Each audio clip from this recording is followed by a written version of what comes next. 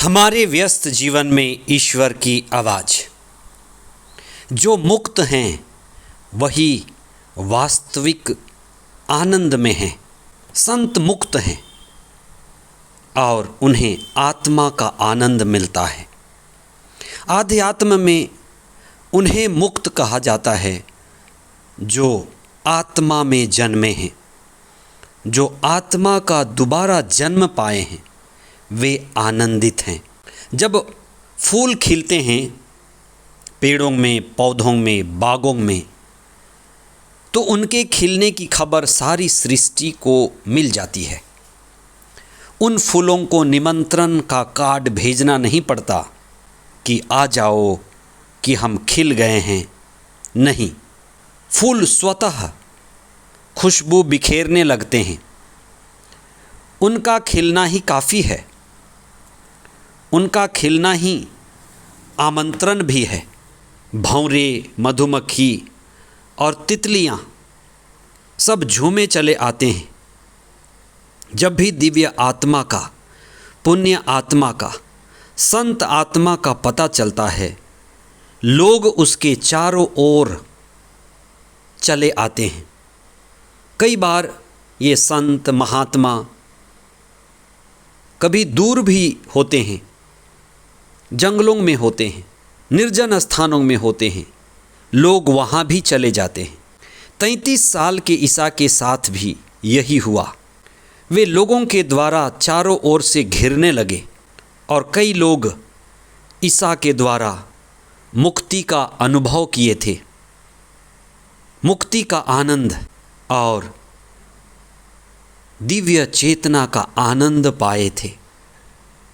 24वां सामान्य सप्ताह 22 सितंबर 2023 शुक्रवार।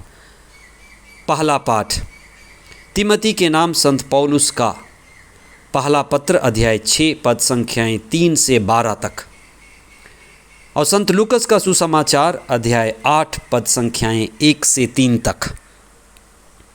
आज का सुसमाचार हमें एक बात स्पष्ट रूप से बताती है कि हमें कहाँ बसना है, कहाँ सेटल होना है।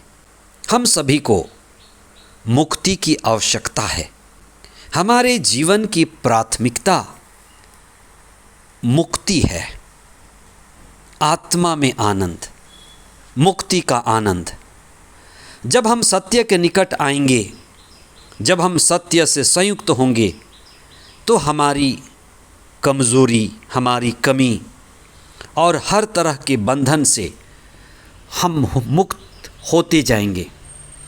सुसमाचार इस बात को याद दिलाता है कि कई लोग विभिन्न तरह के बंधनों से जकड़े हुए थे। ईसा के समय में, ईसा के पीछे चलने वालों में कई महिलाएं थीं। उनमें मरियम मगदलेना का नाम लिया जाता है।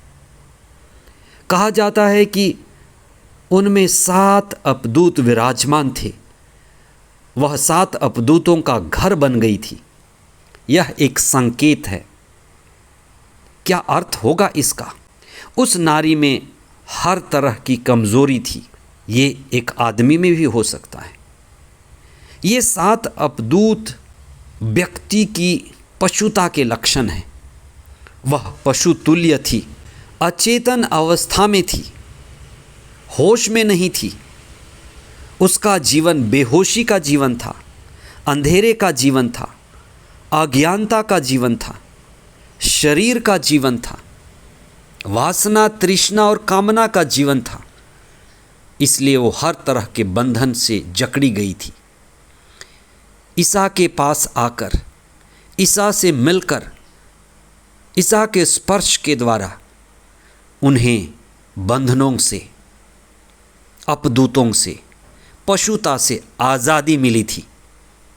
ईसा के स्पर्श के द्वारा ऐसे कई लोग थे जिनमें मरियम मगदलेना ने अपने जीवन को नया बनाया था। उनका दोबारा जन्म हुआ था।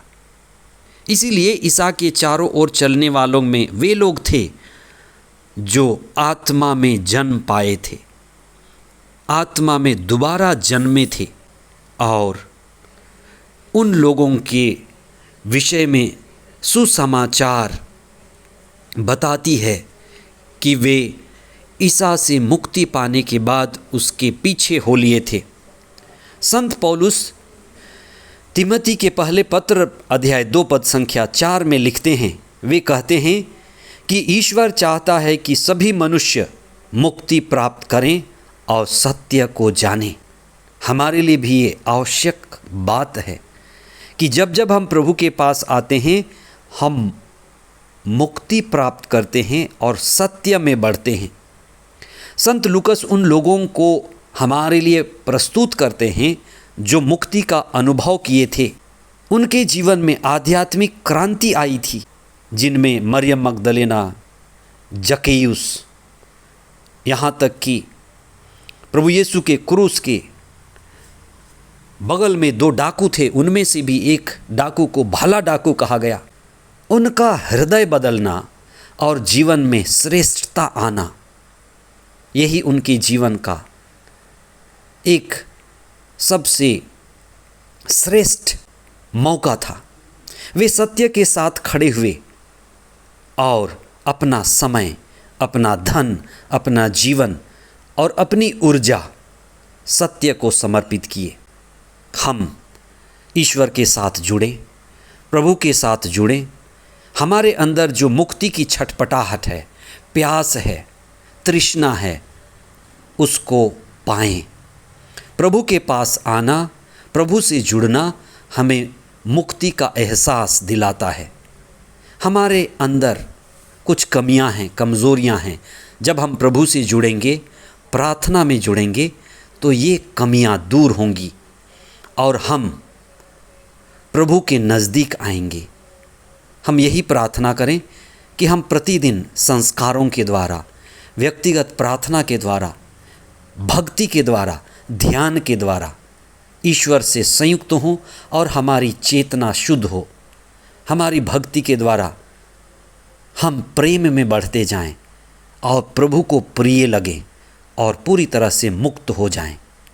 आमीन।